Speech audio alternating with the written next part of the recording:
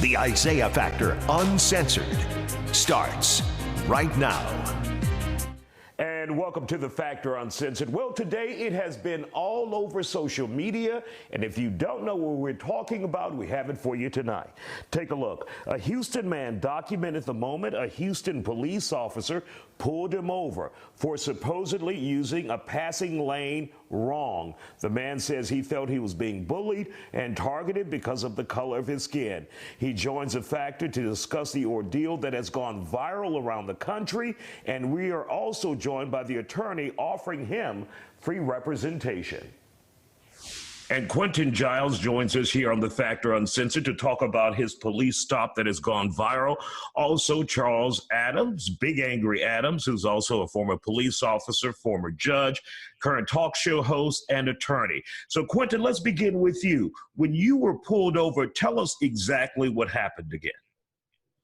Well, prior to me being pulled over, I was on 59 in West Park driving towards Sugarland, and the motorcycle cop was really riding my bumper for quite some time. And honestly, I couldn't tell whether it was a cop or not, because people buy old police cars, motorcycles, and so the motorcycle looked kind of dusty from the rear view. Mind you, I'm trying to drive forward. So for a while I was debating in my head, is this a cop? Is this just a person? And I think I kind of figured it couldn't be a cop because of the way this person was riding my bumper and for the extended amount of time. So the officer at a certain point, flagged me to move over. I realized it was a cop. And then honestly, I got a little annoyed because you were riding my bumper. You're being unsafe when you should be the model citizen right now. And so eventually I move over, he comes on the side of my car. We have a moment of looking at each other while still on 59. As you know, if you in traffic and somebody cuts you off or something, you meet him at the red light, you kind of look over. I look over at him, and that's when he decided to get back behind me and pull me over. What do you think the motivation was there, Quentin? Yeah, I think that there was a challenge. He felt like I was challenging him as to who am I to look at him? Because he was definitely on his way to let me go until I looked at him. Now, he said in the video that was a passing lane.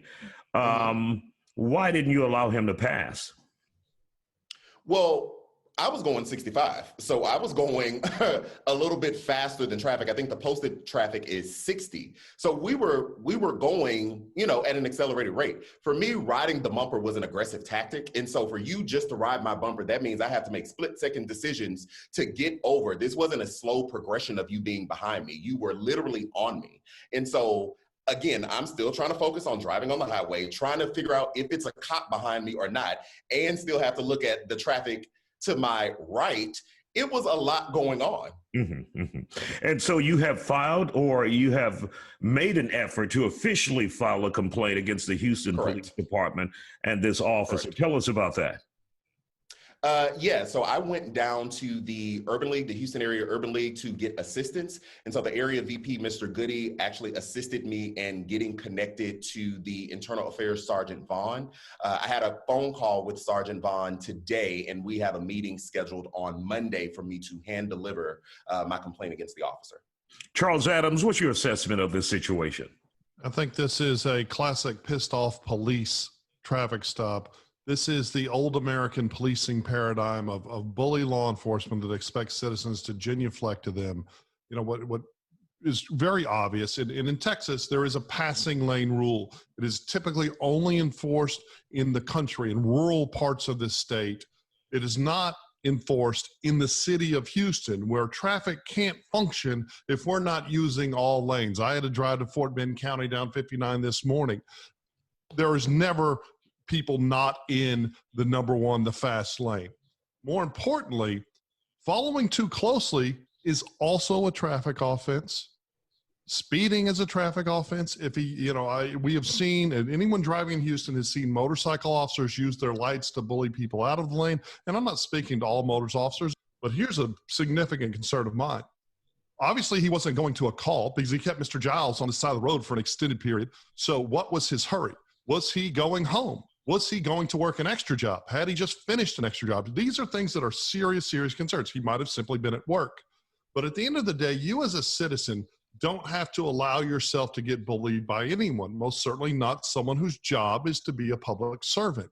And the most significant issue is the way he talked to Mr. Giles. He spoke to him. Charles, now that you say that, when you say we don't have to be bullied, allow ourselves to be bullied by public servants, obviously it doesn't work the same way for black people sometimes. Oh, it most certainly doesn't, right? Like me as a former officer, as a former judge, if I get pulled over for nonsense, I feel empowered to just act however I want, you know, and it is shocking sometimes to my passengers because if someone's rude to me, I meet them with rudeness.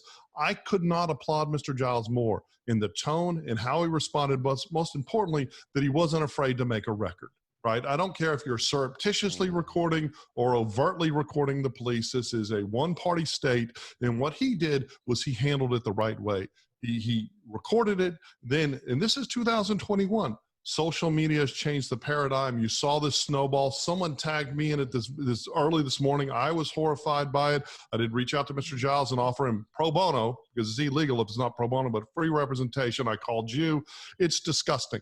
And this officer, this might have been a bad day for him. Conversely, it might have been how he's been treating people for decades. And what we need is transparency. We need accountability. And he needs to be told he can't treat citizens like this. And if he does continue, he needs to be shown the door. Mr. Giles, we want to thank you and Charles Adams for coming on the show, and we wish you the best of luck. And Charles has offered you his services free, completely free, so it is available to you. And we want to thank both of you for coming on The Factor tonight.